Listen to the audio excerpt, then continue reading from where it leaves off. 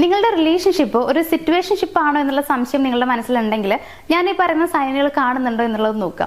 ഒന്നാമത്തെ കാര്യം എന്ന് പറയുന്നത് ആ ബന്ധം എന്താണ് എന്നുള്ളൊരു വ്യക്തത നിങ്ങൾക്ക് ഉണ്ടായിരിക്കില്ല. അതായത് നിങ്ങൾ ശരിക്കും അവരുടെ ഒരു ബോയ് ഫ്രണ്ട് ആണോ അല്ലെങ്കിൽ ഗേൾ ഫ്രണ്ട് ആണോ പാർട്ട്ണർ ആണോ, ഇത് നിങ്ങൾക്ക് ഒരു വ്യക്തമായൊരു അറിവ് ഉണ്ടായിരിക്കില്ല എന്നുള്ളതാണ്. സംശയമായിരിക്കും ഇപ്പോഴും ഉണ്ടായിരിക്കുക, ഞാൻ എന്താണ് ശരിക്കും എന്നുള്ള ആ ഒരു കാര്യം.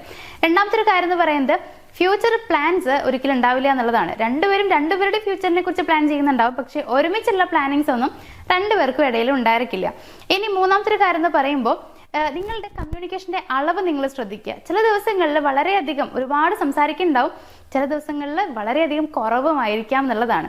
ഇനി നാലാമത്തെ ഒരു കാര്യം എന്ന് പറയുമ്പോൾ ഫിസിക്കൽ അട്രാക്ഷൻ മാത്രമേ നിങ്ങൾക്കിടയിൽ ഉണ്ടായിരിക്കുള്ളൂ. അതായത് ഒരു സ്നേഹമോ പരിചരണമോ ഒരിക്കലും നമുക്ക് കാണാനായിട്ട് പറ്റില്ല. ഇനി ലാസ്റ്റത്തെ പോയിന്റ് എന്ന് പറയുന്നത് കമ്മിറ്റ്മെന്റ് ഇഷ്യൂ ആണ്. ഒരു കമ്മിറ്റ്മെന്റ് നിങ്ങൾക്കിടയിൽ കൊണ്ടുവരാനായിട്ട് രണ്ടുപേർക്കും കഴിയില്ല, ഒരു പേടിയായിരിക്കും. അതായത് കമ്മിറ്റ്മെന്റ് കൊണ്ടുവന്നു കഴിഞ്ഞാൽ പിന്നെ ബന്ധം മുന്നോട്ട് കൊണ്ടുപോകേണ്ടി വരുമോ എന്നുള്ള ചിന്തയൊക്കെ ഉള്ളതുകൊണ്ട് തന്നെ അതിനെക്കുറിച്ചൊരു ഡിസ്കഷൻ വരുന്ന സമയത്ത് നൈസായിട്ട് ഒഴിഞ്ഞു മാറുന്ന ഒരു രീതിയിലായിരിക്കും രണ്ടുപേരും മുന്നോട്ട് പോകുന്നുണ്ടായിരിക്കാം. അതായത് കമ്മിറ്റ്മെന്റിന് രണ്ടുപേർക്കും താല്പര്യം ഉണ്ടാവില്ല, ഇമോഷണൽ കണക്ഷൻ ഉണ്ടാവില്ല എന്നുള്ളതാണ്.